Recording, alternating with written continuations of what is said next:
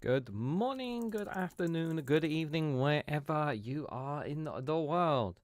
This is Reganelite here. Hello, everyone. How you guys doing? Welcome to Reganelite's America, episode 13, where we'll be covering news from the good old USA. How you guys doing? I hope you guys are all doing well. I've got 6 fascinating stories to go through. I do not expect us to go. I do expect us to go an hour. If not past an hour, considering the stories that we're going to be covering. Very interesting stuff indeed. I'm generally curious to read a bit more, and dive more into these stories because they are quite interesting ones indeed here. I just want to, before we continue, I just want to provide a couple of context things as well before we get going. So I am doing a live stream tomorrow morning, as usual time at 11 a.m. There will not be a Friday evening live streams. I'm not going to be doing Friday evening live streams, I don't think, for a while, let alone weekends anyway. Next week's schedule is going to be as normal.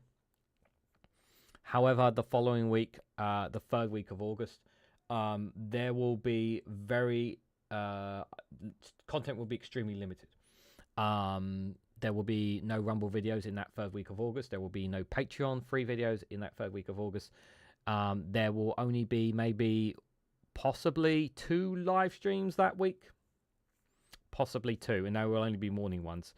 And the rest will just be videos and some short videos. And I will explain a bit more as we get closer to that week. But next week's going to be fine. Nothing's changing. But the following week, there'll be significant reduction in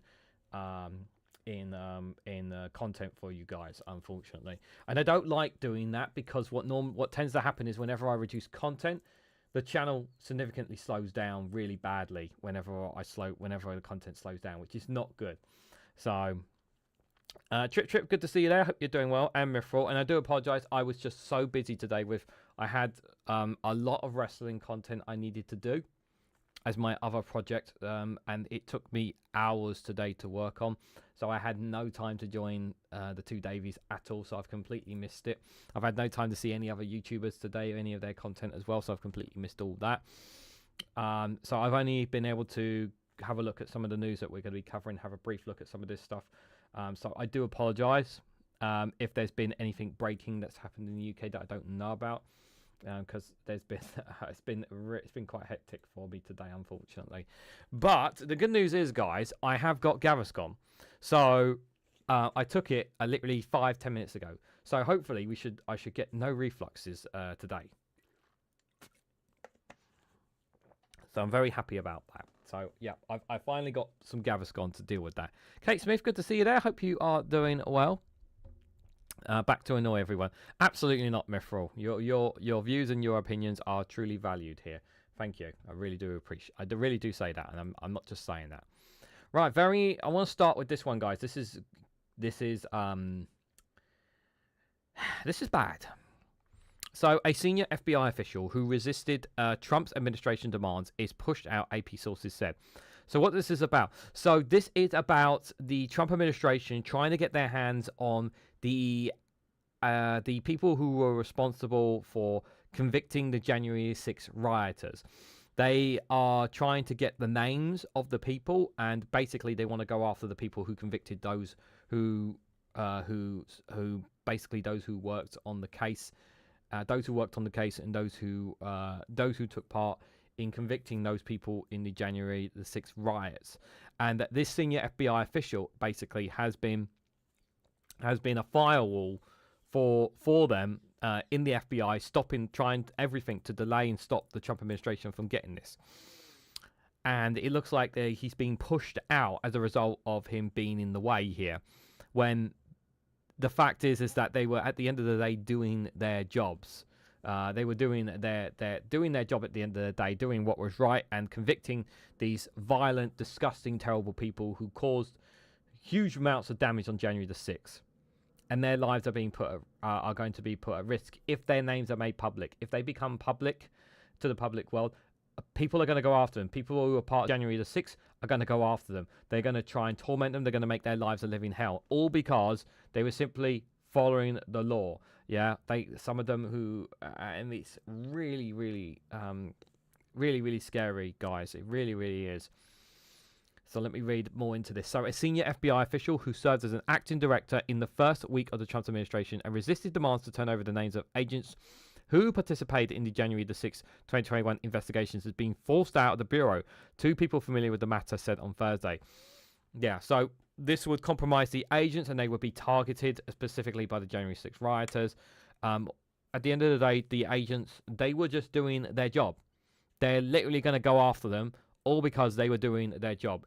When in their minds, those on the far right, those who were part of the January 6th riots, consider them part of the deep state, the global establishment, the radical left as they see it. And that's exactly how they see this, guys. The circumstances of Brian Dishrow's ouster was not immediately clear, but his final day is Friday, said the people who were not authorized to discuss the personal move by name and spoke to the Associated Press on condition of autonomy. Additional ousters were possible. Spokesperson for the FBI declined to comment. The news comes amid a much broader personal purge that has unfolded over the last several months under the leadership of the current FBI Director Kash Patel and Deputy Director Dan Bongino. Numerous senior officials, including top agents in charge of big city field officers, have been pushed out of their jobs, and some agents have been subject to polygraph exams, moves that former officials said have roiled the workforce and contributed to agonists.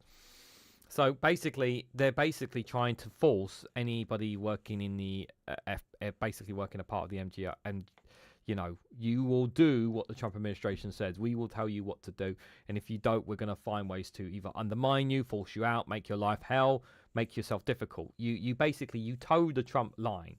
You're towing you're towing the MAGA line, and if you don't, you're going to get kicked to the curb, and that's essentially what this is. Pretty much essentially what it is, Mithril. Yeah, do what I want or else. Trump's in dictator mode too.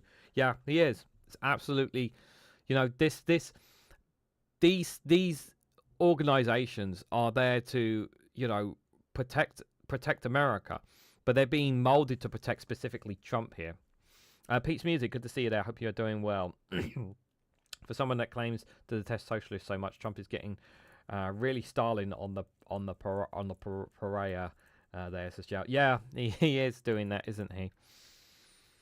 Dishkral, a veteran agent who has worked international counterterrorism investigations in New York and has also commanded the Bureau hostage rescue team, had most recently served as acting director in charge of the Critical Incident Response Group, which deploys manpower and restores to crisis situations. Driscoll was named acting director in January to replace Christopher Y. and served in the position as Patel's nomination was pending. He made headlines after he and Rob Kiskin, the then deputy director, resisted Trump's administration's demands for information about agents who participated in investigations into the January 6th riots by the mob of President Donald Trump supporters at the U.S. Capitol. Henry Burry, the then senior Justice Department official who made the request and was last week confirmed a seat on the Federal Appeals Court, wrote a memo accusing the FBI top leaders of insubordination. Responding to Burry's request, the FBI ultimately provided personal details about several thousand employees, identifying them by unique employee numbers rather than by names. So they tried to stall. They've tried to stall here. The FBI has moved under Patel's watch to aggressively demote, reassign, or push out agents. For April, for instance, the Bureau reassigned several agents who were photographed kneeling during racial justice protests in Washington that followed the 2020 death of George Floyd in the hands of Minneapolis police officers. Two people familiar with the matter said on Wednesday. So because some FBI agents were kneeling to say that they were standing up for George Floyd, they've been kicked out. Wow. Are you joking? That's just insane. Numerous special agents in charge of field offices have been told to retire, resign, or accept reassignment. Another agent, Michael Fennenberg, has said publicly that he was told to resign or accept a demotion amid scrutiny from leadership of his friendship with Peter Strzok, a lead agent on the FBI Trump-Russia investigation, who was fired by the Justice Department in 2018 following revelations that he had an exchange negative text messages about President Donald Trump with an FBI lawyer, Lisa Page. Yeah, this is what some people have already said, a purge. This is definitely what this is. I'm generally concerned that they're going to get their hands on the names of these agents, and these agents are going to be targeted by January the 6th rioters. I am concerned about their well-being. I'm concerned about these agents' well-being here, because at the end of the day, they're told to do a job. You know, they were told to go after people who were considered a threat to the United States, and these people were a threat to the United States of America. They were a threat to democracy. They were a threat to Congress. They wanted to hang Mike Pence. They wanted to burn the building down. They went and targeted any politicians who were not on the side of Donald Trump. They were targeting them. They wanted to hang Mike Pence. People were fearing for their lives. A police officer died. Police officers died protecting that Capitol on January the 6th. And these people have all been pardoned by Donald Trump. All have been pardoned by Donald Trump. Every single one of them. And these people are like nothing more than to get revenge on these agents who are literally doing their job. They were literally doing their job. It's not radical left. It's not propagandist. It's not left or right or this. These agents were doing their job. And they're going to pay the price for doing their job. That's all it is. And the problem is that I don't know what, if anything, can be done to stop this. I don't think anything can be done to stop this. That's the problem. I really do generally fear for the agents here, because their employee numbers have already been handed over, and literally, like, it's only a matter of time before their names are handed over, and either they will be dismissed or they will be fired or something. They're going to do something to these agents. They're going to do something to them. Turning the FBI into a geezer pool 1.2. Yeah. It's really, really not good. So, situation. So let me explain this next story for you guys here from NBC News. So the headline is: Senator John Cornyn said the FBI granted his request to help find absent Texas Democrats. Earlier this week, an administration official told NBC News there were no plans to use federal agents to arrest Texas lawmakers who left the state. So what is this story about, guys? Okay, so I need to give a breakdown for people who don't fully. Let me try to explain this as best as I can. So what's happening right now is something they are gerrymandering in Texas right now to change the maps of the states when it comes to elections to make it more favorable to the Republicans, despite the fact that Republicans already have a very strong grip already on the Republican in the Texas state. They already have a very strong grip on it as it is. Now, in order for them to fulfill this, they need pretty much all. They need a certain percentage of lawmakers within the Texas state to be able to pass in the new legislation that the Republicans have introduced. It's going to go through one way or another. The problem is they can't put it through because they need the Texas Democrats. And the only thing the Texas Democrats could do, and remember, there's very little of them. There's not that many of them because, of course, Texas is mainly Republican. So what they've done is fled the state in order to avoid basically being forced to allow this to go through. And the Senator John Cornyn and obviously senior officials in Texas Republicans here, have been trying everything in any legal way to force Texas Democrats to come back to the state. Now, as far as I'm aware, I think some of them are held up in Illinois, in Chicago. As far as I'm aware, it's where some of them have been held up. Remember, it's not a lot. Remember, we're not talking about a lot of Texas Democrats. We're talking about maybe about 10, maybe less than that. Not a lot of them here, but they need them in. They need them seated so that they can basically push their thing through, and that's essentially what this is about. It's going to make things a hell of a. Basically, people's voices in Texas are already being silenced, and they're going to be silenced even more, thanks to the changes that they're making in Texas to make it harder for anyone who's thinking of changing their minds in voting in any way, shape, or form other than Republican. They're going to make it very difficult for them to vote. So, Senator John Cornyn, a Republican for Texas, said on Thursday that the FBI has approved his request for federal law enforcement to help locate Texas state Democratic lawmakers who left the state in an effort to block GOP redistricting efforts. I'm proud to announce that Director Kash Patel has approved my request for the FBI to assist state and local law enforcement in locating runaway Texas House Democrats, Cornyn said in a statement. Cornyn thanked President Donald Trump and Patel for supporting and swiftly acting on my call for the federal government to hold these supposed lawmakers accountable for fleeing Texas. You're going to make it worse for... They're trying to make it more impossible. Like, it's already hard enough for people to vote fairly in Texas as it is, but they want to make it even worse. We cannot allow these rogue legislators to avoid their constitutional responsibilities, he added. The announcement comes after Cornyn sent a letter to Patel on Tuesday urging that the FBI has tools to aid state law enforcement where parties cross state lines, including to avoid testifying or fleeing the scene of a crime. Trump said on Tuesday that federal authorities might need to get involved. Asked by a reporter whether federal government and FBI should help find and arrest the state lawmakers, Trump said they may have to. A day earlier, administration official told NBC News that there were no plans to use federal agents to arrest Texas lawmakers who had left the state. That official said Governor Greg Abbott, a Republican, can handle his own state. Abbott said on Monday that he had ordered state authorities to arrest any of the lawmakers who left Texas. It's unclear what role the FBI would play, given that no criminal warrants have been filed against the Texas lawmakers. The Texas House Speaker issued civil warrants, but federal agents would not have the authority to act on those. A federal law enforcement official familiar with the situation told NBC News that as of Thursday morning, FBI agents have not taken any actions to attempt to locate the Texas lawmakers. So at the moment, they can't really, the FBI can't really do anything. They need, because it's, basically, they need them to break the law in order to bring them back to the state.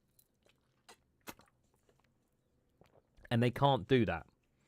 Right now, they are starting the process of deconstruction of the Democratic state by turning it into a facade of legality, but under absolute control of the president and the party, just like Uncle Adolf, says Zhao. Yeah, they know where the Democrats are. It's not like they have been kidnapped. They do. They know where they are. It's quite clear. I think they're in a hotel in Illinois, Chicago, as far as I'm aware, and they've been given funding to basically accommodate them while they're out there as well. Like, there's been like GoFundMe's, and other Democrats have raised money for them while they're absent from their state. And this is not the first time that Texas Democrats have had to do this. This is not the first time they've had to do this as well.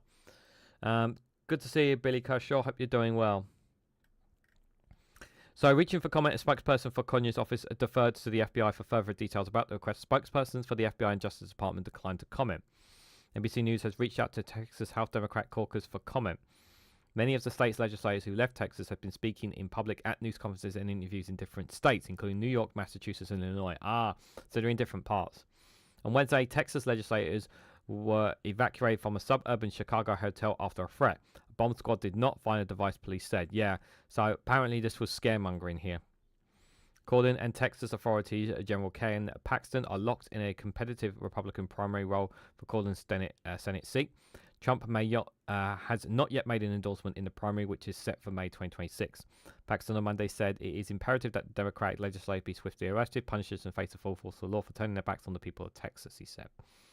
Democratic legislators left Texas last weekend in an effort to deny Republican lawmakers a quorum as they tried to push forward a redistricting plan that could allow the GOP to pick up to 5 seats in Congress next year.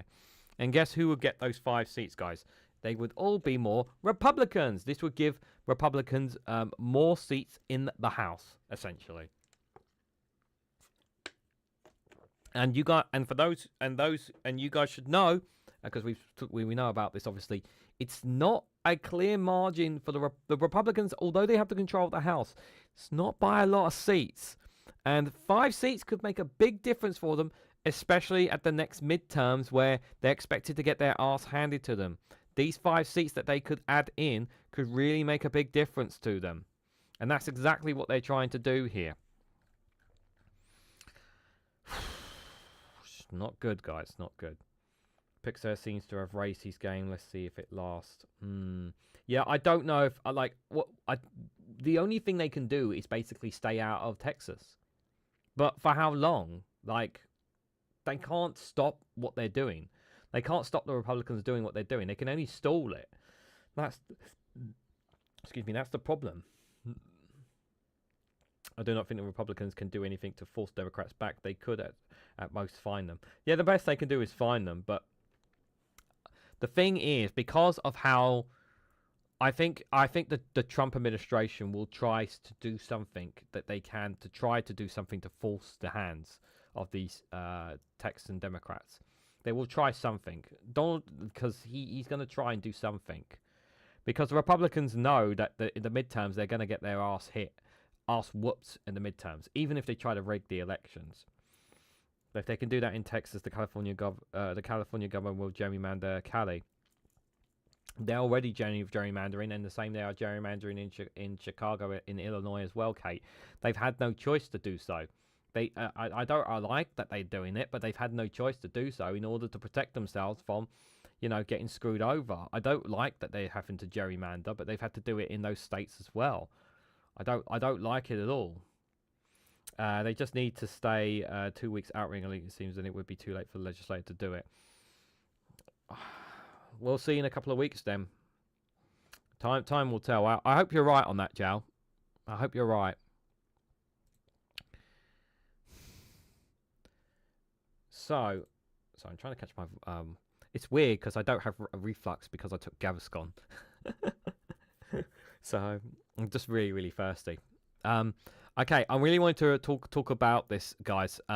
Obviously, it looks like this meeting is definitely going to happen between Putin and Trump. We spoke a little bit about it this morning, but I wanted to read the news analysis and share more of my thoughts about this, guys. So this is from the New York Times. So, what does Vladimir Putin want from a meeting with Donald Trump? Well, here's the thing. So there's a couple of I have listened to one of there's a couple of things about this. Now, this war, we are how many years has it been now? What's it been? 2.5, 3 years? It's been a good couple of years now since this war's been going on now. And so far, I'm pretty certain that more than 1 million Russian soldiers have lost their lives in doing so. We can no doubt that hundreds of thousands of Ukrainian soldiers have died as well. Huge amounts of money has been wasted from Europe, from America, from Ukraine, from Russia, from everyone who has contributed in some way, shape or form to this war. Why do I say huge amount of money? Let me finish, guys. Because wars are unnecessary. They should not be happening. They only benefit the military. They only benefit military contractors, weapon manufacturers, weaponized technology. They only benefit politicians, the corrupt, the powerful. And they also benefit the media because wars are a good story to talk about. And that's what this story has been, a good story to talk about from the media's point of view. So it's benefited all these people. The one thing it's not benefited is ordinary people like ourselves.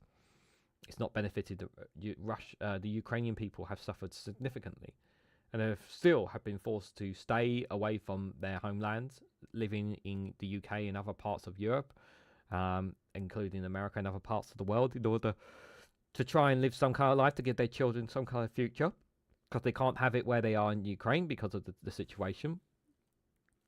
It's also been, for the Russian people, it's been a terrifying, horrific time for the Russian people, because they have been forced against their will, some of them, to pick up a gun and conscript. Some have been forced to flee the country they love, leave their family, their friends, their loved ones behind, their homeland, and flee to other countries in order to be able to have a life, because if they had stayed, they would be forced into conscription, or they could have been targeted by the Russian authorities for being basically standing against the war. And many Russians are really struggling day to day. We talk about the cost of living crisis here in the UK. It's happening in Russia. It's much worse in Russia. It's just not talked about a lot. And the reason why it's not talked about a lot is because you don't hear about it. And if you want an example of how difficult life is for Russians, you check out the YouTube channel Inside Russia. He's one of many Russian YouTubers out there who has inside scoops of what's going on inside Russia.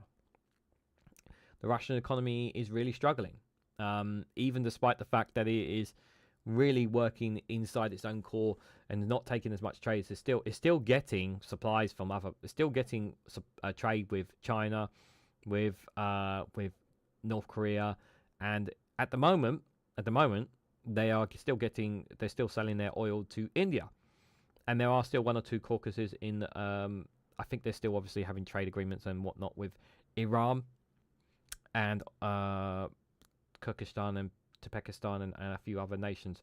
But obviously, the real money for them was Europe, and they don't have much of that, if any, if little now. And this has been good. This has been happening for a while, and Vladimir Putin did not anticipate whatsoever when he started this war that this would happen to him, that Russia would be in this situation, that the world would cut off Russia would be cut off from the majority of the world. This has significantly hurt Russia, and despite the fact that they are still able to build weapons, build manufacturing, build the things that they are building, and still have drones and whatnot, and despite the fact that they're still making offenses and making ground in the war against Ukraine, it's hurting them badly. It's really, really hurting Russia very, very badly, economically, politically, and militarily. Russia is really, really hurting, and for Putin, he needs to get out of claws. He needs to get out of this war, because as much as he wanted to annex Ukraine, I don't think he knows he's not going to get that, but he may be finally willing to make some concessions. And the reason why I think he's willing to make some concessions with Trump is because Donald Trump is threatening to try and cut off the supply of oil that Russia is selling to India. That's a huge amount of money that the Russian economy needs, because he's planning to impose 25% tariffs and up to 50% tariffs by the end of August, 27th of August to be exact. 50% of tariffs on India, where they export a huge amount of Russian oil. That could really significantly harm them. So what does Putin do? So he's going to try and get it. So this plan of him, he knows the clock is ticking. So he needs to do something, because right now he's losing that relationship with Trump. I still have this belief that, and some people were saying this morning as well, because isn't Trump Putin's lapdog? Isn't Trump Putin's lapdog? Well, if he was Putin's lapdog, surely he wouldn't be supplying any military weapons and aid and whatnot to Ukraine anymore. But it seems like the people in Europe, it seems like the European Union, the UK and others have managed to coax Trump and really get him a bit more on side. And Zelensky, and I've said this in the morning live stream, I'm telling you guys now, that meeting with Zelensky and Trump at the Pope's funeral earlier this year was huge. Was a huge significant moment for Zelensky, because it really did. Zelensky to show Trump, I am willing to make concessions. I am willing to get round the table with Putin. I'm willing to get round with Russia to end this war. He's showing that Zelensky has shown Trump that because Donald Trump wants this war to end. He wants this war to end. He doesn't want this war. Okay, it's not good for America. It's not good for his image and all that kind of stuff. He wants this war to end. Yeah, Zelensky is showing Trump, I'm willing to move the needle. I'm willing to get in a room with Vladimir Putin. We're willing to talk to Russia to end this war. Yeah, and Zelensky is saying, but Putin doesn't want to move. Russia doesn't want to move. And time after time after time, Donald Trump has been looking for Russia and Putin to move the needle, and they have not moved the needle. And it's pissed off Trump time and time and time. Remember, there was a story a while ago where Donald Trump wanted to give really powerful missiles to hit inside Moscow. He wanted Ukraine to target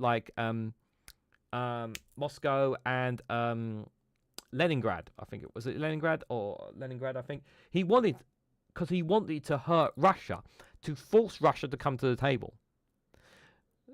This is why I think. So based on all of this information, I think this is where it's come to. If something comes out of this, and even Trump doesn't have much expectations, but if something does come out of this, one thing Russia will not do, they will not give up the territory that they've lost.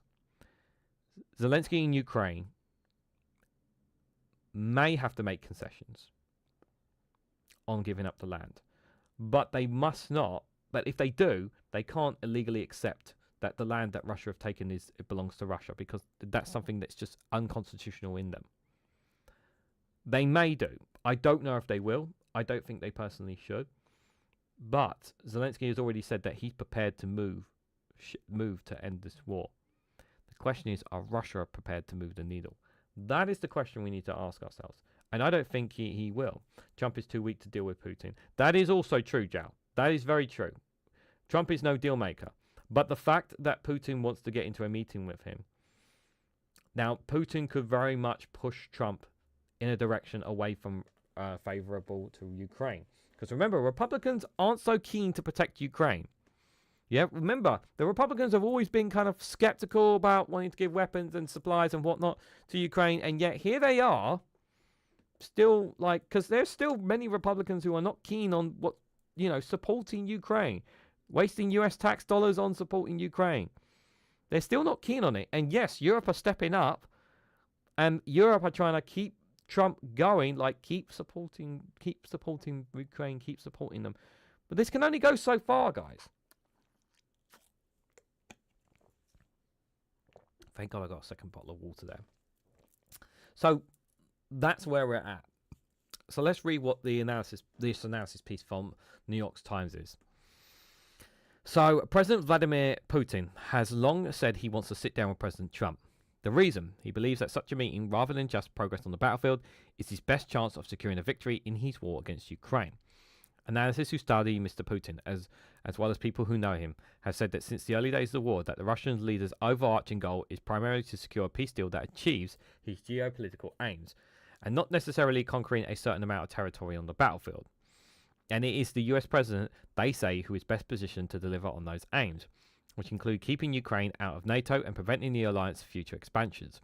That helps explain why Mr. Putin has appeared so focused on placating Mr. Trump and avoiding a break with Washington, even as Mr. Trump has shown growing impatience with Mr. Putin's refusal to agree to a ceasefire.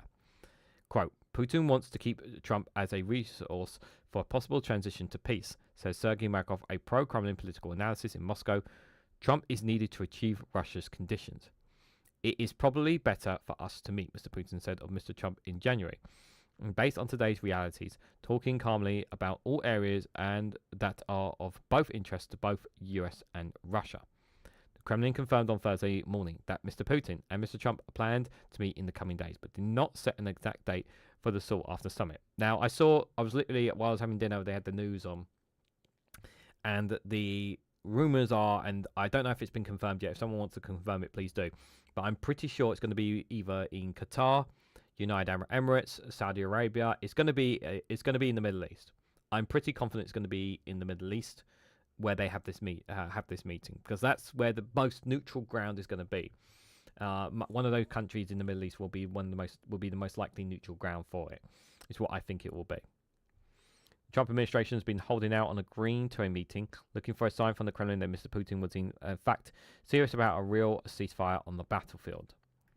The White House sudden commitment to hold the summit has raised questions about what, if anything, Mr. Putin has agreed to on Wednesday during his talks in Moscow with Mr. Trump's special envoy Steve Witkoff. I generally would like to know what Steve Witkoff said in that conversation. Exactly what the two men discussed is unclear. The Kremlin's top foreign policy aide, Yurgi, said Mr. Putin had conveyed certain signals to Mr. Witkoff on Ukraine, but did not go into detail. One possibility is that Mr. Putin signaled more flexibility on the issue of how land could be divided up or traded in any settlement between Russia and Ukraine. See, this is what I was thinking here. Remember, Putin cannot, from Putin's perspective, yeah, you have to look at it from Putin's perspective, yeah. Like I always say, I try to put myself in other people's shoes. I know it's sometimes, yeah, putting myself in a dictator like him is not ideal, but if I'm to put myself in his shoes right now, if I was to call a ceasefire now, if I was to make successions, it would not look very good for my image. Now, Putin of course he wants to, it ends this war, but he also wants to make it look like, while he has these conditions that obviously the analysis piece is saying here, at the same time, he also wants to make it look like a victory. I said at the start of the year that one of the things that he wanted to do, he was preparing like victory parade and propaganda for a victory parade and whatnot. For victory, we've won. We defeated denazificating Ukraine. That kind of language, right? He will have that prepared if he can get the concessions that he wants. because he can sell to the Russian people that it's a victory, even though it's not a victory. No worries, Billy. Thanks for popping in. For months, Russia's envoy has insisted in talks with US counterparts that Moscow to be given the entirety of the 4 regions that Kremlin has claimed to have annexed from Ukraine in late 2022, even though vast swathes of the territory remain under Ukraine's control. US negotiators view that position as unreasonable as it saw it as a sign that Moscow wasn't serious about negotiating to end the war. Some analysis suggests that Mr. Putin has told the envoys during the talks this year to stick only to the hardest line positions in order to force a meeting between him and Mr. Trump. Russian officials may be hoping that one-on-one summit will give Mr. Putin an opportunity to sway Mr. Trump, long sympathetic to Russia, back to supporting Russia's leader's views on what he calls the root causes of the conflict. People close to the Kremlin, as well as political analysis, say that Mr. Putin's demands to exclude Ukraine from NATO, limit Ukraine's military capabilities, and lay the groundwork for a more Moscow-friendly government in Kiev, and more important to him than the specifics of what Russian ultimately controls. They will not agree to any of this. Moscow-friendly government in Kiev, no. Because the vast majority of Ukrainian people are pro-EU rather than pro-Russia. And that's been proven because they ousted the pro-Kremlin governments. They don't want a pro-Kremlin government in Kiev. That's not what they want. What he wants to turn Ukraine into is exactly what Belarus is. That's essentially what he wants. It's not so much about annexing Ukraine. It's about having control of it and keeping it out of NATO's hands. But this is exactly what the Ukrainian people and the current government want. What Zelensky needs is guarantees. He needs guarantees, but the problem is that Russia. The problem is that getting a US guarantor from America is very difficult in this situation.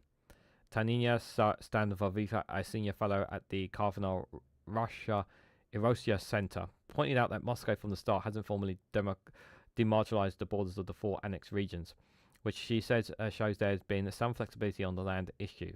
She didn't exclude the possibility of Moscow would be open to exchanging certain territories. The most important thing for Putin is NATO and these ironclad guarantees that Ukraine will not be in NATO and that NATO countries will not develop a military presence inside Ukraine, plus a set of political demands on Ukraine itself, Ms. Stanoviska said. Other demands, she added, might be open to negotiation.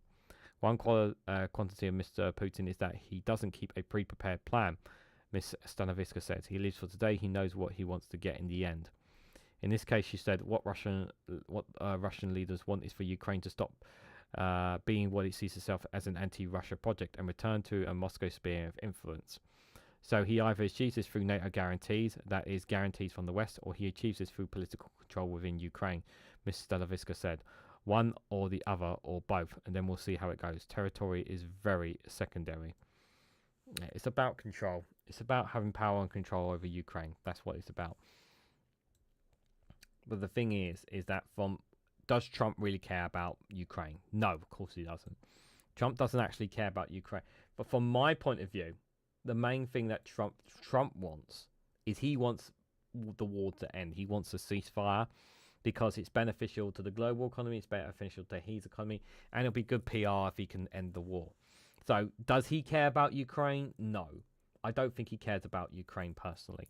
I think it's only a case of people wooing him into caring about Ukraine, because I honestly, that's how I see it here. Reasons why the EU is having diplomatic conversations with China, Canada, and other actors. The post-America world is being prepared. They are both old and don't keep well, so they are trying to create legacy. Pity it's a legacy that we have to live with, says Kate Smith. Yeah, unfortunately. Both Putin and Trump are seeing their importance is disappearing, and both want to divide Europe and rule like they did during the Cold War. That will not happen again. And the thing is that you've got to have, if you're not going to have Ukraine on the table, if you're not going to have Europe on the table, it's not going to work as well. Europe are not going to stand by and let Zelensky be hung to the walls by Russia and America if they do like that. I don't expect Europe to do that. Like, I don't expect Germany, France, the UK, Ursula von der Leyen. I don't expect them all to just simply sit there by and allow Zelensky to get fed to the walls and for Ukraine to become the sphere of influence for Russia. They're not going to allow that because it puts them at risk. He wants a Nobel Peace Prize because Obama got one and I want one too. Yeah, he does want that as well. He does want that as well.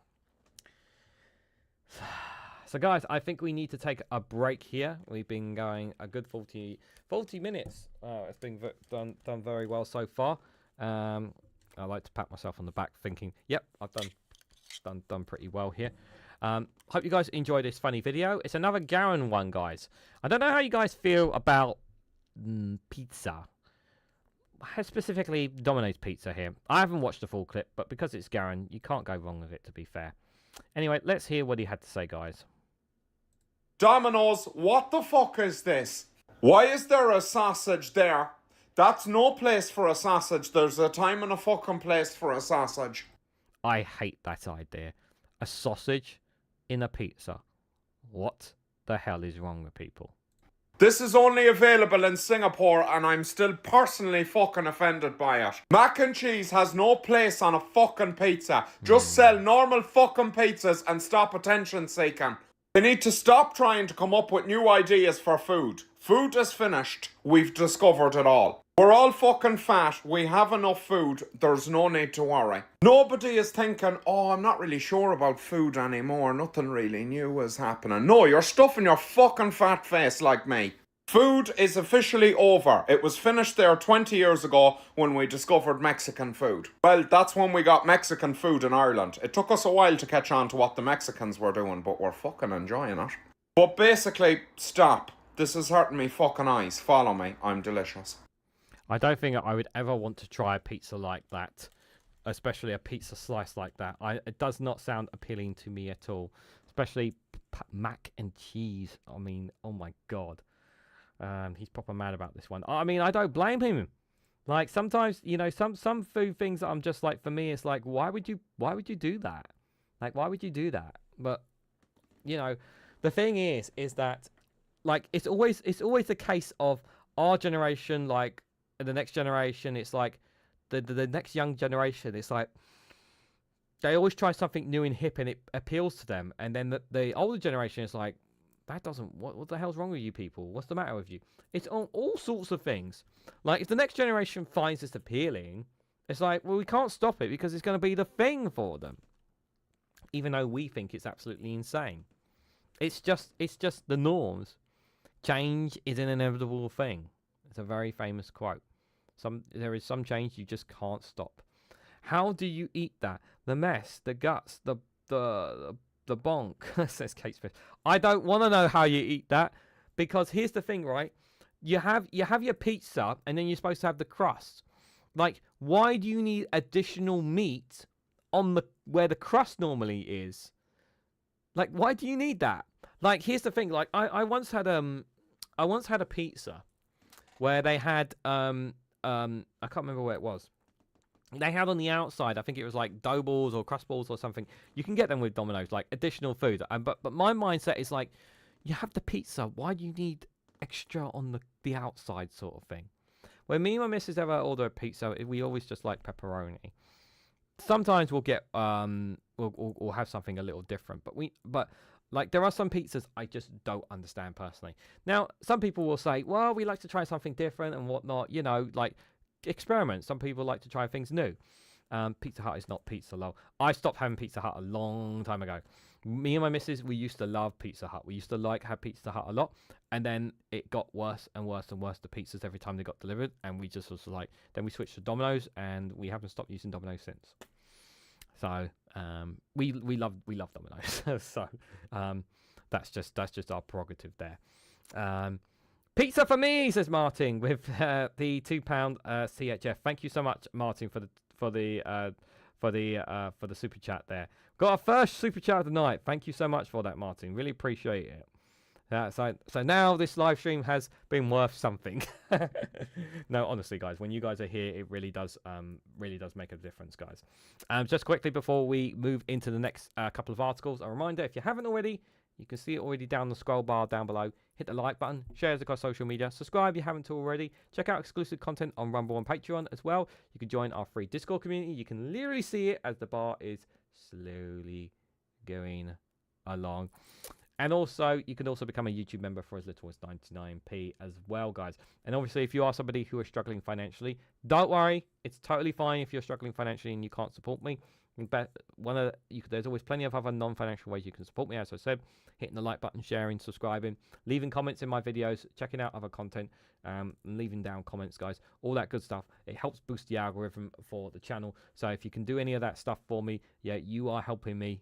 You are helping me and you're helping out this channel. So thank you so much. And I really do appreciate it. Not just for me, but for Pingu, for Ollie, for Blaze, and Cash Dummy behind me as well. They all appreciate it. So thank you guys so much. Right. The next story I've got for you guys is a bit of a business one here from the Washington Post.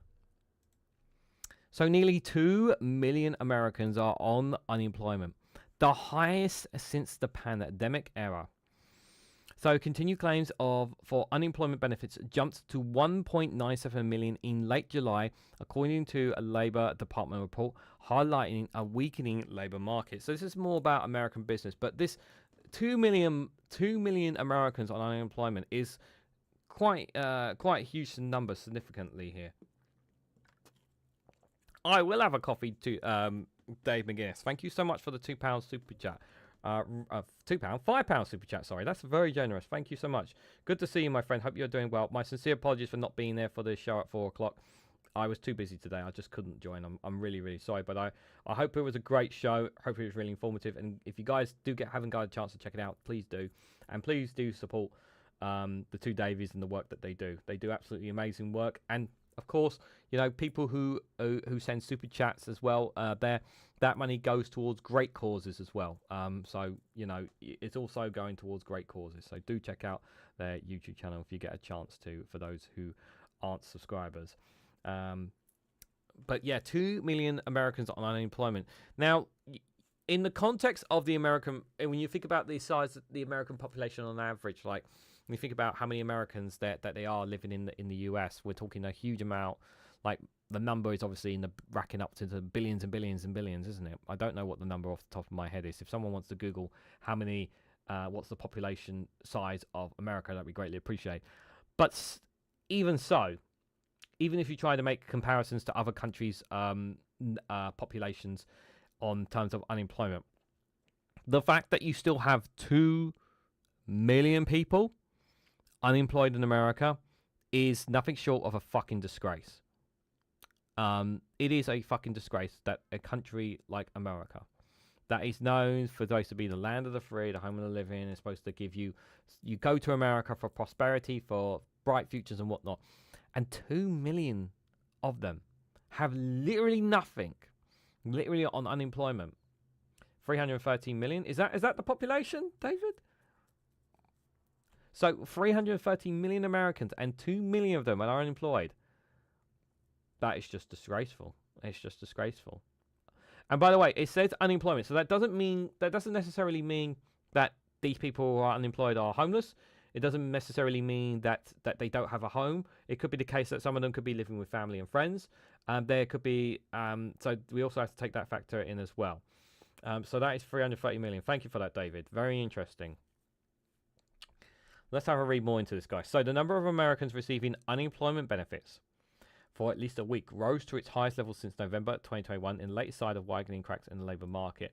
Now, bear this in mind. This is at the same time that the Trump administration's big, beautiful bill wants to cut the welfare state to the bone, cut it even more than it already is. So that number of unemployment is going to rise even more over the next couple of years under this Trump administration as well. So it's going to get worse. So workers who have received benefits through a continued claim for unemployment insurance jumped to 1.97 million in late July, up from a 1.85 million in early January, according to the Labour Department's data released on Thursday. New filings for unemployment claims remain low, rising by just 7,000 last week. So the figures reinforce the increasing weaker labour market landscape. Even without a large pickup in layoffs, many Americans cannot find new work and are facing longer bouts of unemployment. A separate jobs report released last week showed that employers are hiring at close to the slowest pace in more than a decade, excluding the pandemic.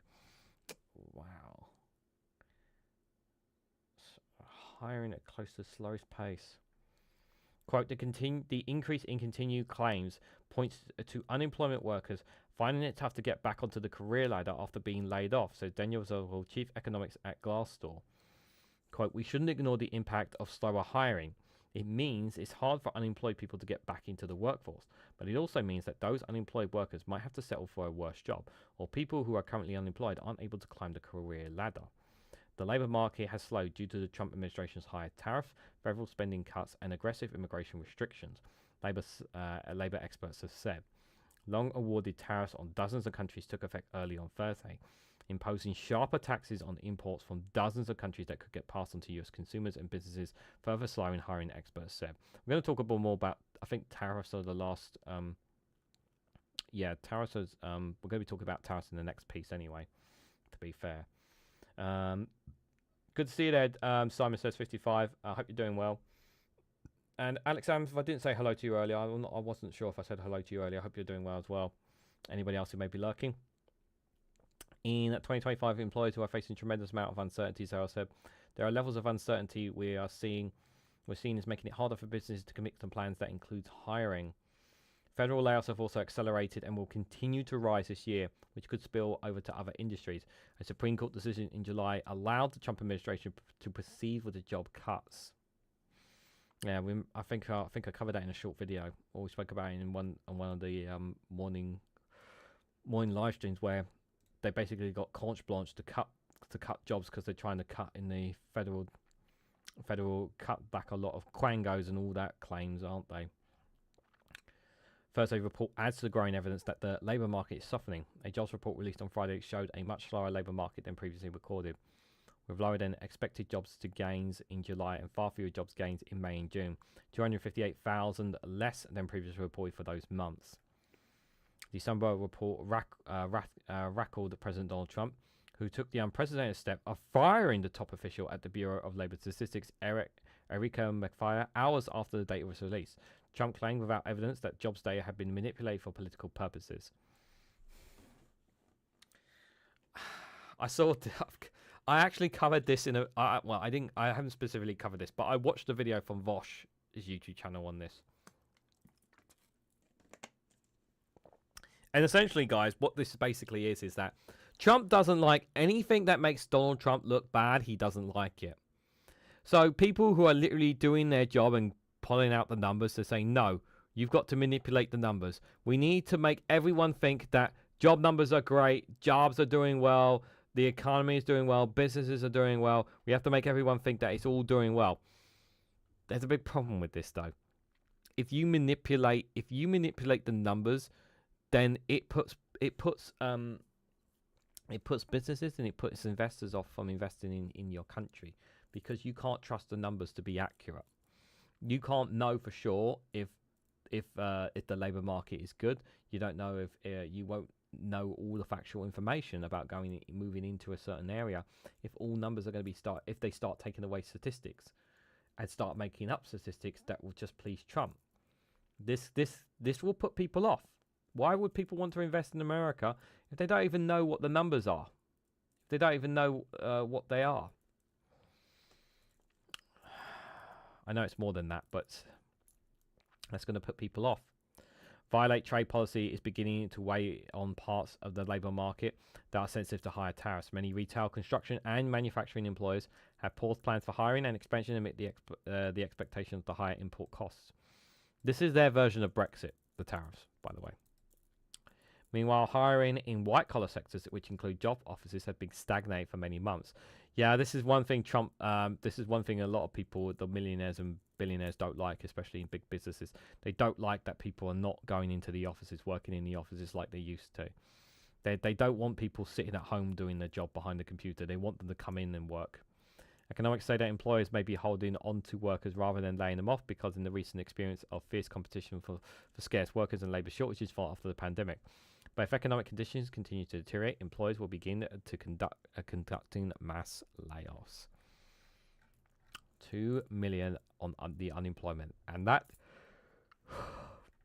is going to rise, but we probably won't even know it because Trump may try to conceal it. I was told using the restart calculator I'd be £1,000 better off if I got a minimum wage job. I said that's £19 a week, hardly worthwhile, says Mithril. No, mate, it's not worthwhile. £19 a week. I'm actually calculating that in the head based on the average amount of money that I get from YouTube. That's less than the average amount of money I get on YouTube. Remember, and I'm I'm not even getting minimum wage, you know, from the work that I do here on YouTube.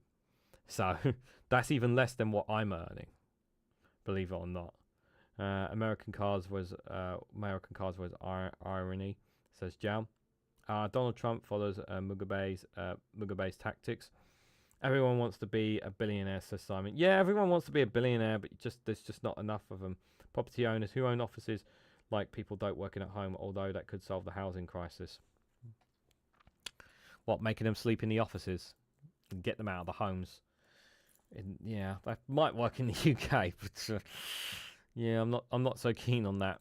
I mean, a prime. It's funny actually. We talk about the office buildings. Like, I remember when I was younger, I used to live. I was raised in I used to live in raised in a town called Elstree and Bournemouth. Some people might have heard of, which is in North Hertfordshire, just literally on the cusp of London. That was where I was raised. And I remember when I was younger, they used to have. They've still got the area, but it's still the area is still there.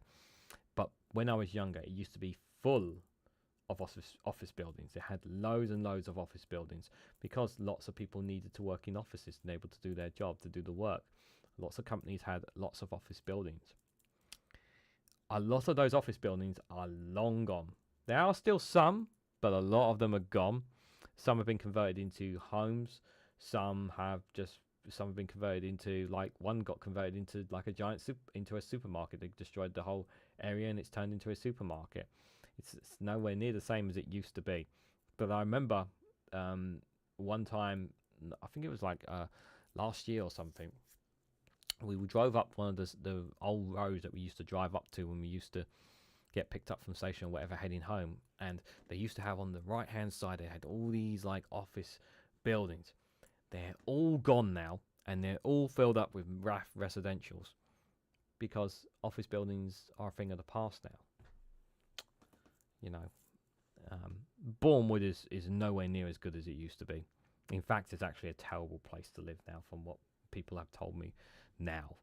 So I'm glad I moved out. I moved out when we all did, because we had a lot of family used to live in Bournemouth, but no one lives there now. The last people who used to live in Bournemouth that was family was my nan when she passed away several years ago. And so after she passed away, there was no reason for us to go back to Bournemouth. Yeah. Just wanted to share that story with you guys. Oh God, are we? Yeah, I haven't covered this story. I was about to skip this. I was about to delete this article and go to the next one. I'm completely going off topic here. Redevelopment of office spaces could help housing issue. Well, that's what they were doing. That's what they were doing. They were getting rid of office spaces, and they basically turned the sites into, a lot of them, into residentials. Well, not residentials, basically a massive apartment blocks. That's essentially what they did.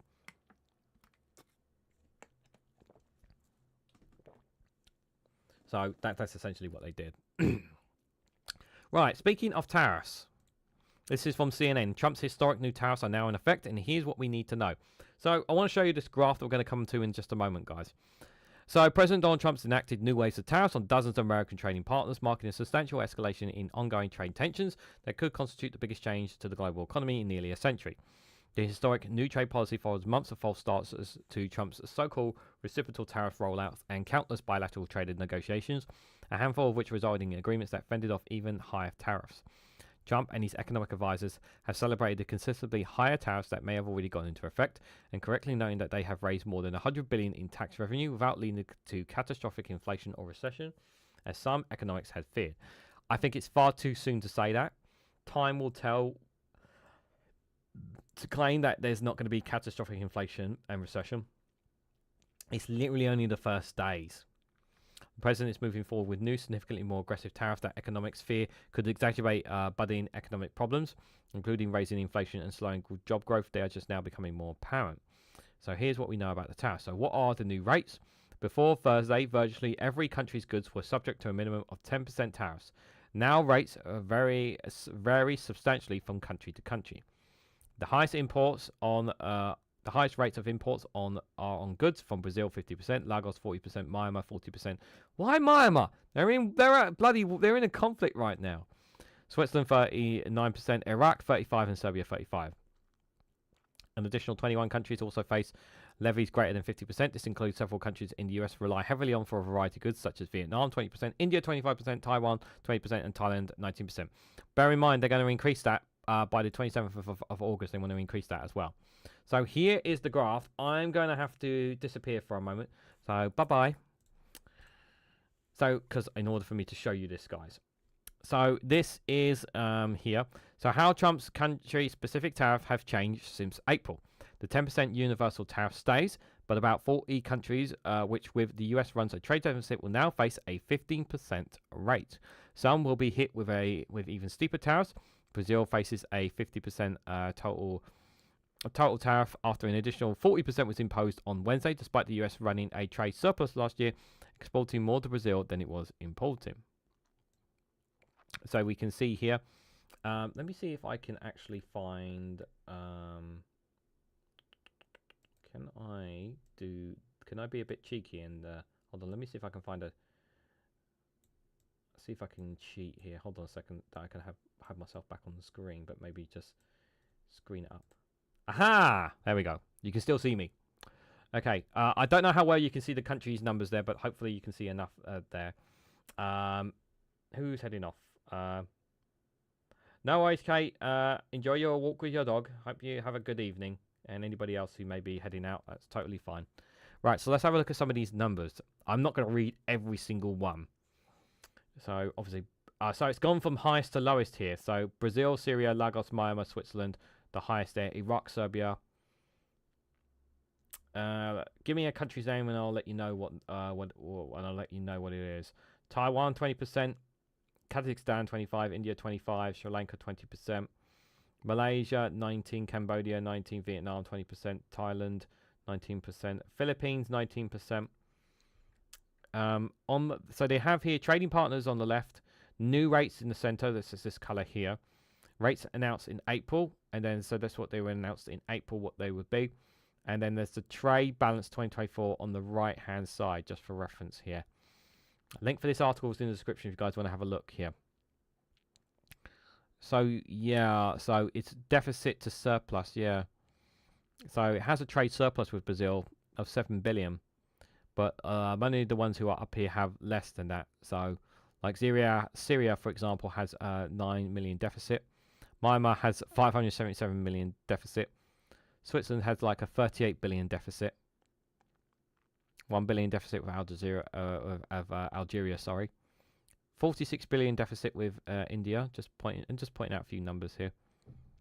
622 million deficit with Tunisia there. Just checking who's got high numbers. 25 billion with Malaysia deficit there.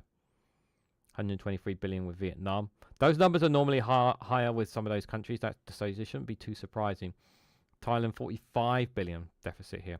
Now it goes lighter blue because it's below 15% or below the trade on some of these. So talking about some of these countries are from Africa here. You've got quite a few African countries here. Democratic Republic of Congo, Chad, Ivory Coast here, all on 50%.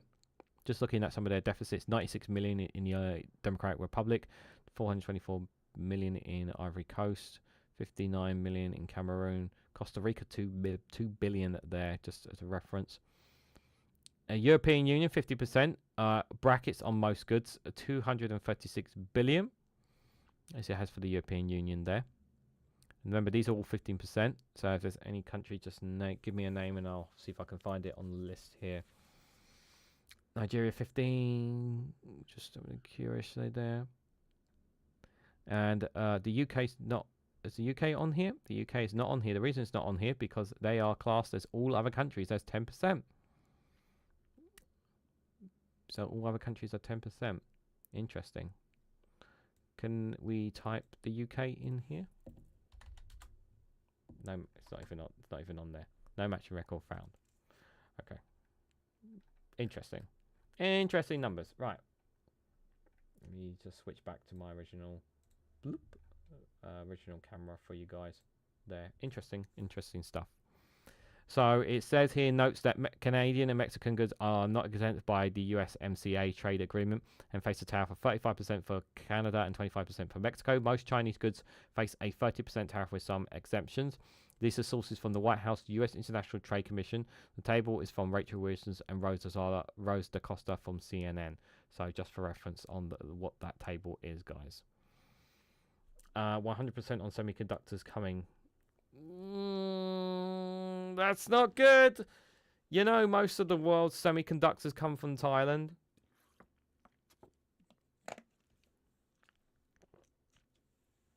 That's bad. So goods from India could be subject to an additional 25% tariff stacked on top of that because of an executive order Trump signed on Wednesday that seeks to penalize America for purchasing oil from Russia. That second tariff is slated to take effect on August 27th. 39 countries' goods as well as members of the European Union are subject to 15% tariffs according to a list the White House published last week. Besides Canada and Mexico, all other countries in the US import goods from will continue to face a minimum of 10% tariffs, a bit with a few exceptions. Goods from Mexico and Canada are exempt from tariffs if they're compliant with the US-Mexico-Canada Free Trade Agreement. If not, goods from Mexico are subject to 25% tariff, while goods from Canada are subject to 35% tariffs, up from 25% previously. In most cases, they're not exactly trade deals per se, but rather rough sketches of ones that could take months or even years to finalize, assuming that they don't fall apart. Over the past 5 months, Trump announced 8 trade agreements. Of those, only 2, the UK and China, have been formalized. The agreement with China, which significantly lowers tariff rates both countries impose on one another, expires on August the 12th. If both countries fail to act, rates could spike again.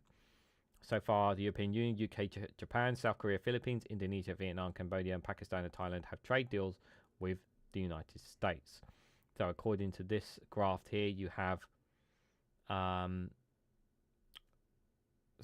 dark blue says tariffs above 15%, blue is 15%, and 10% is grey as the rest of them.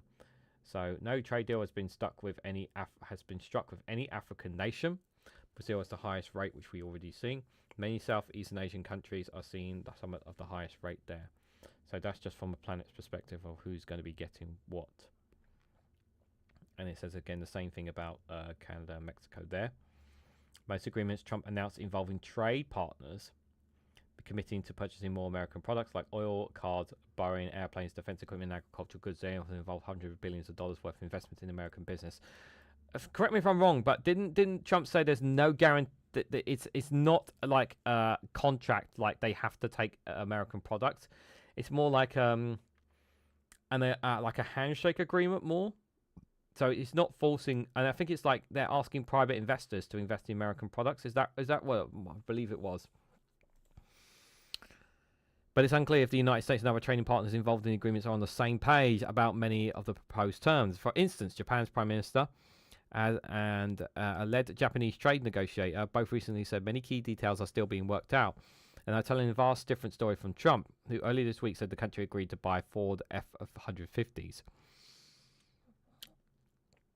Are there any good exemptions from the new tariffs? Yes, plenty apparently. One notable exemption is smartphones, which aren't subject to any of the new rates. Additionally, goods for which goods imposed on separate sectional tariffs or orders of investigation could result in the higher rates, which won't be stacked on top of country-specific reciprocal tariffs. So this is why Apple are looking very good. This explains Apple's recent news. This is why they've cozied up to Trump. This explains that I think Apple had a hand in this, because Apple dominate the market when it comes to mobile phones. I think they've had a hand in that. They've obviously wooed Donald Trump in some way, shape, or form there. Interesting. For the time being, this means pharmaceuticals, for instance, could be imported from country duty-free. However, Trump is warned that they could soon face significant higher rates. The EU sought to preempt those tariffs by negotiating a 50% tax on pharma exports to the US as part of an agreement announced with Trump. Other countries involved in trade agreements similarly are getting more favorable rates on certain sectional tariffs. There's also partial exemption for certain goods manufactured abroad, where at least 20% of the core value comes from American material and labor. Remember, he wants all things American, remember. This is about trying to force everything to be more Americanized. And as Dave McGuinness says there, he's going to crash the American economy. It does appear that way. When are the tariffs effective? Technically, they're already in effect, but there's a caveat. The executive order Trump signed last week essentially states that most goods were loaded on ships and are in transit to the US before 12:01 a.m. on Thursday will face whatever prior tariff rates were until October the 5th. In addition to pharma tariffs, Trump has threatened to impose across-the-board tariffs on semiconductors and lumber. At an Oval Office event on Wednesday, for example, Trump said he will soon place a 100% tariff on chips and semiconductors, as was pointed out in the chat by Simon Says 55. Although he didn't give a timeline, and while Trump's tariffs could ultimately be rendered illegal pending an ongoing court challenge, the president has plenty of levers he can pull to push his agenda for higher tariffs. Basically, this is fucking bad. Nobody benefits from these tariffs, by the way. No one is benefiting. I'm still kind of like scratching my head trying to figure out how does this benefit the billionaires exactly? Like, can someone explain how this benefits the billionaires? I'm not sure. Like, I suppose if companies and businesses go under, that they can sweep them up. I suppose. I mean, that's the only thing I can think of. Maybe. Wait, I just want to check now. What remind me? Apple. Where is it? I just want to remind myself of what it is. Ah, yeah. There we go. That's the story. Yeah, Trump announces that Apple's plans to invest £100 billion in US manufacturing. Tech giant's plans to up domestic investment in the next 4 years comes as it seeks to avoid Trump's threatening tariffs. I knew it was something. I generally forgot what exactly it was. But yeah, that's very interesting. Very interesting indeed. F-115s are bloated, dangerous, and have appalling build quality, says Smith. Japan are like, we don't want these. American cars devoted gas, and now they are devouring electricity. Apple sucks the mushroom. Yeah, and I'm an Apple guy. I'm sorry, guys. One day I may switch back to Android, but I'm happy with my Apple phone. The Apple phone allows me to do a lot of things that allot me a lot of things as well. Grandpa's off his meds, says Jow. Yeah, he's off a lot of meds, to be fair. Trump seriously thinks we want to buy that shit car, says Bill. I love the way you put it there. Tax cuts for the billionaires in the big beautiful bill. Oh yeah, the tax cuts, of course. But I'm just thinking. No, I'm just thinking more from the point of view of tariffs. How do the tariffs exactly benefit the billionaires? Like, yes, of course, the big beautiful bill benefits. We know that from the tax cuts and the welfare state being slashed. We know that's all going to benefit the billionaires. We know that. But why? How are tariffs who benefits from the tariffs? Like, how do the billionaires and millionaires benefit from the tariffs? That's what I'm kind of not. I'm not 100% clear on. Like, apart from fucking up the world economy, which is what it's going to do, I don't see. I'm trying to see where the benefits them. It's fine. It's fine, Jow. It's fine, Jow. I've been an Apple guy for a while, so it's fine, mate. It's all well and good. An apple a day keeps the. Oh no, I better not say that. Better not say that. Buy property where there's blood in the States. Old saying, says Simon says. That's true as well. That's true as well. Okay, guys. We are I shouldn't really be going any further, but let's do this last one, guys. Let's do this last one. This is from ABC News. Don't worry, I've got a funny video at the end, so it's not all going to be doom and gloom. Don't worry. Trump orders a new consensus excluding undocumented immigrants amid redistricting battles. The president attempted to do the same in his first term. So, oh no, is this the same story? Have I not read it? No. President Donald Trump firstly demanded work began on new consensus in redistricting battles spreading across the country. In a social media post, Trump announced that he redirected the Commence Department to immediately. Okay, so it's not just Texas. To immediately begin work on a new and highly accurate census based on modern-day facts and figures, and importantly, using the results and information gained from the presidential election of 2024. People who are in the country illegally will not be counted in the census, Trump added. The U.S. Census Bureau said collecting data from all foreign-borns who participate in its census and surveys, regardless of legal status, and has done so far for its 235-year history. The data determines how the 435 House seats are divided among the 50 states every 10 years. Trump's announcement on Thursday comes amid a showdown in Texas. We know about that. We know about the Texas stuff. We know about that. Yep, we know about that. New York Governor Katie Hobbs said they were exposed to gerrymandering. New York Governor Katie Hobbs and California Governor Garron Newsom said they will explore ways to gerrymander their maps. Both states currently use independent commissions to draw their maps following constitutional amendments. More Republican governors, too, are exploring possible redrawings of congressional maps ahead of the 2026 elections, given the GOP's razor-thin margins in the House. Democrats would only need to win 3 seats in November to win back the House. Do you remember when I said earlier about the Republicans obviously gaining 5 more seats in the Texas state if they make the changes that they make? They're going to be making the changes that they make as well. Vice President J.D. Vance is visiting Indonesia on Thursday to discuss redistricting and other topics with Republican leaders. Indiana. Trump in his first term attempted to charge the U.S. Census to exclude non-citizens. In 2019, Supreme Court ruled that the Defense Department attempted to add a citizenship question to the 20 consensus violated federal law. Yeah, trying everything to try and stop people there. It's obviously more of the trying to silence people from voting, and we're going to be getting more and more of this, unfortunately, guys. We are going to be seeing more of this, unfortunately. The tariffs pay for the tax cuts, says Dave McGuinness.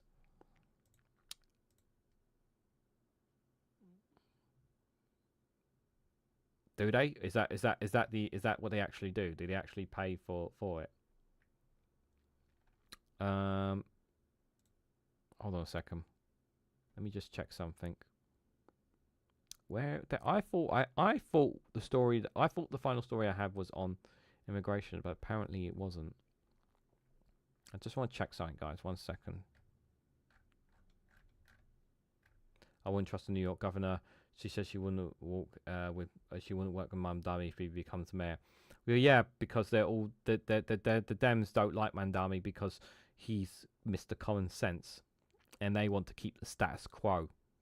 They're all living in the olden days. Oh,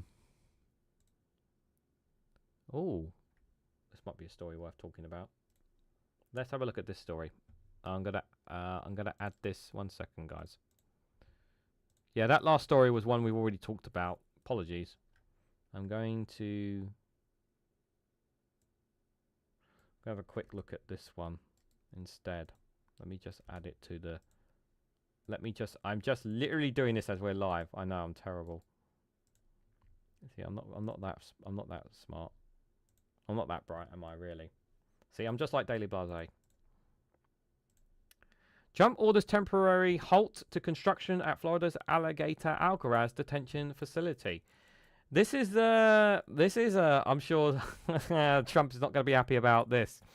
You remember Trump bragged so much about Alligator Alcatraz and that putting them here and that they'll never get out and whatnot.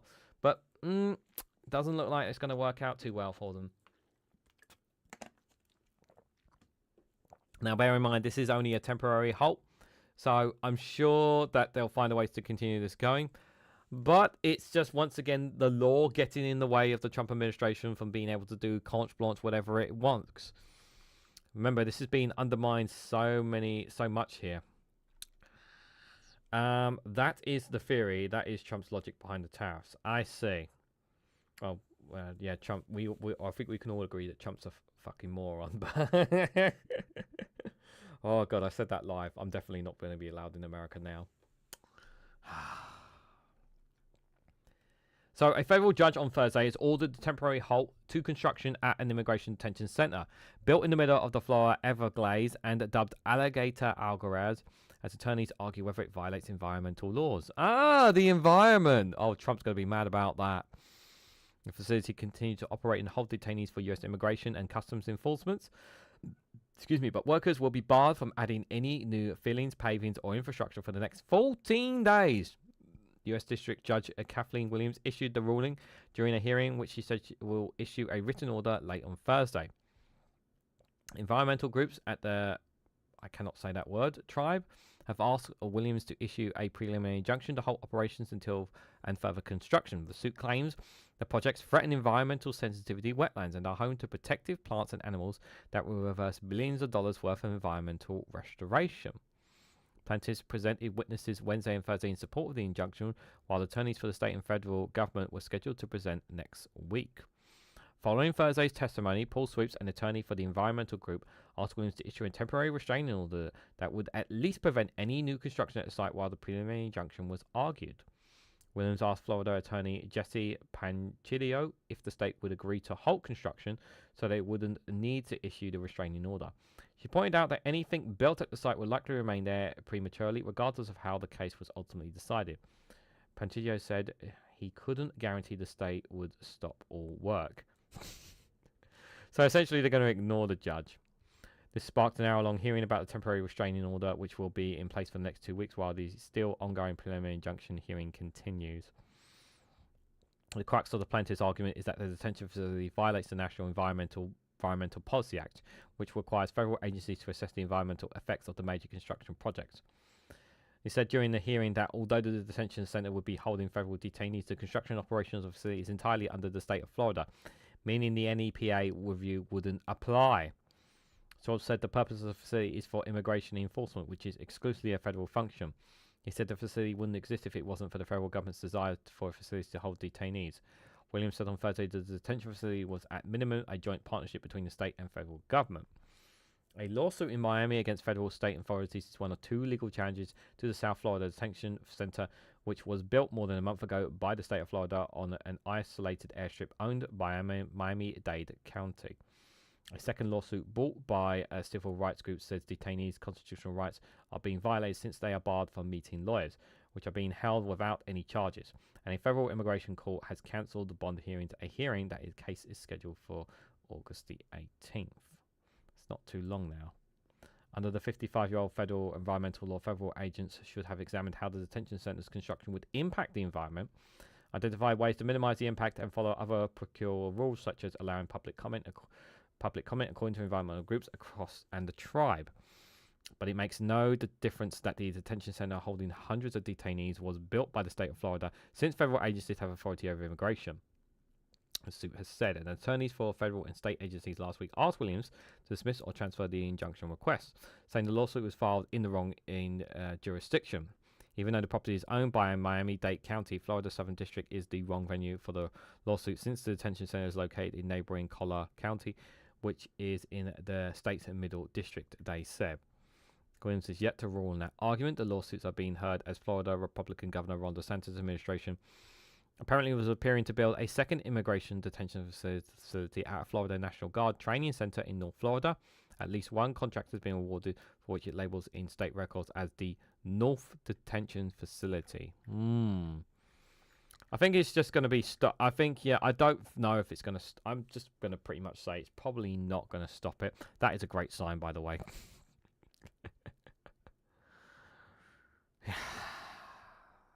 Protester. I generally don't think it's going to... I think they're going to find ways around it. They're not going to stop the construction of this facility. As much as I want them to stop it, I think they're going to end up built in the end, guys. As much as frustrating as it's going to be. Yeah, I just think it's going to be a temporary halt. I do recommend, if you guys want to know more about some of these law cases and whatnot, do check out Glenn Kirshner. Glenn Kirshner knows a lot about these laws, and also Legal Eagle has does some really good law cases in America. If you guys want to check them out, their YouTube channels respectfully as well. They do some really good stuff on that kind of thing. But yeah, I just think it's gonna get built, and obviously DeSantis, as it says there in the article, going to be building more facilities. I think the reason why they're looking to build some facilities here, I mean, originally the plan was obviously to pack a lot of them into El Salvador, and then obviously we know that some have been sent to other countries where they're not their countries of origin are from. and that could be too problematic for the Trump administration. Hence why they're obviously looking to build detention facilities in America, in parts of America where they're literally in the middle of nowhere. So if they can get them there, that can work out for them, beneficial to the Trump administration. Maybe it might be less wrangle for them potentially. Potentially, I'm not saying it's good in any way, shape, or form. Alison Keir, good to see you there. Hope you are doing well. Thank you. You didn't. Thank you so much for the £2 super chats there. Much appreciated, my friend. Thank you so much. Guys, we have come to the end of the show. But before you guys leave, don't leave just yet. Hold on. Don't worry, guys. I've got something for you. Don't worry. It's all well and good. We've got our residential Maggie Reed with a very, very important. She's playing as Christine Gnome here. And I'm sure you guys are going to get a lot of fun out of this. Thank you, Alison Keir, for helping reach today's super chat goal there with those last 3 super chats. Much appreciated. I hope you guys enjoyed this one from Maggie Reed here. This one is 1 minute 16 long, but we always get a good laugh out from her. So let's enjoy this one, guys. Hi, I'm Secretary of Homeland Security and full-time cosplay enthusiast Christy Gnome, and I've got a couple of announcements for you. First off, ICE is now dropping its age cap for new law enforcement recruits. That's right, we used to cap it off at the age of 37, now no age limits. So dust off your dentures and join ICE today, as long as you're white. Secondly, the name for my new themed detention center, the Indiana Speedway Slammer, is a no-go. Apparently, the Indianapolis Motor Speedway doesn't want us using their likeness for our concentration camps, which is a bummer because I had a whole NASCAR-themed ice outfit planned. But it's okay, I'm already thinking of different themes. I'm thinking of the Indiana State Fair Ice Pavilion because I look good in pigtails and overalls. And lastly, it's come to my attention that South Park will be portraying me in their latest episode this week. Unfortunately, I've seen the animation, and it looks nothing like me. See? Are those the deeply haunted eyes of someone who shot a puppy in cold blood in a gravel pit? I don't think so. So anyways, stay tuned for more ICE updates. Christy out.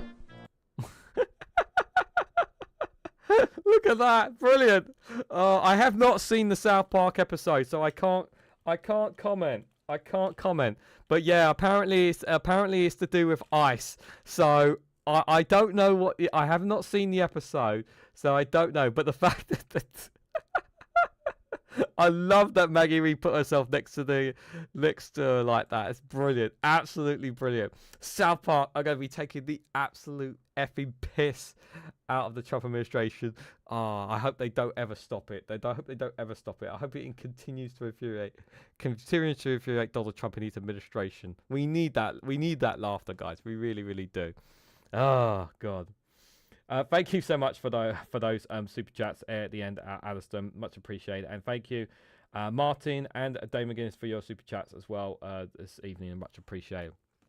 So, guys, I'll be back tomorrow at 11 a.m. for another Good Morning Show. But before you join me tomorrow, make sure you do check out, if you're up super early, if you're up at 9 a.m., do check out Graham Hughes on Morning Brew with Politics Social. And before you jump on to my live stream at 11 o'clock, do make sure you hop on to Dave McGuinness's paper review at 10:30, youtube.com/the2davies, and do check out the paper review from him.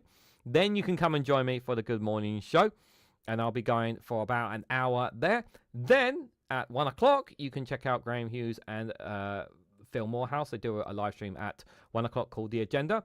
If you can't wait between that hour, between 12 and 1 o'clock, well, guess what? Phil Morehouse apparently does a live stream between 12 and 1 o'clock. You can always check out his one there, but although you have to be a member if you want to talk in the conversation there. But that's up to you if you want to do that. But it's still informative anyway from Phil Morehouse, even if you have disagreements with him. Another live stream later on tomorrow at 5 p.m. is Friday Frolics with Daily Blase. That is do not miss it. It's a great show. Highly recommend it enough there. And then at 8:30 tomorrow, if he goes live, Max Robertsby will be going live there. And if you're still not satisfied with all those live streams, guys, there'll be another Politics Social live stream at 9 a.m. In joint with the Bins podcast as well. So lots of live streams taking place always on Friday, guys. So do check them out. Like No Justice, there's another one to check out. A Thompson, there's another one to check out as well. Lots of great YouTubers as well Do check them all out, guys. So thank you guys all for coming along. Thank you guys for all your comments. If you can, before you head out, hit the like button on your way out. Share this across social media. Subscribe if you haven't to already. Once again, do check out Rumble and Patreon for extra content down below as well. Yeah, and of course, the gang, I just want to say thank you as well. The gang are here, so they want to say thank you as well. They're all here, including Blaze. Blaze is here. Don't worry, Blaze is here. And Cash Dummy is here as well. And the lava lamp has formed with all of its glory. It's all of its glory as well. And Ollie's happy. Why is Ollie happy today? Because we had some very generous people with some very lovely donations to support the work that we do here. So thank you guys so much for them. So yes, guys, take care as always. Have a great evening, whatever you guys are planning. And I hope to catch you all very, very soon.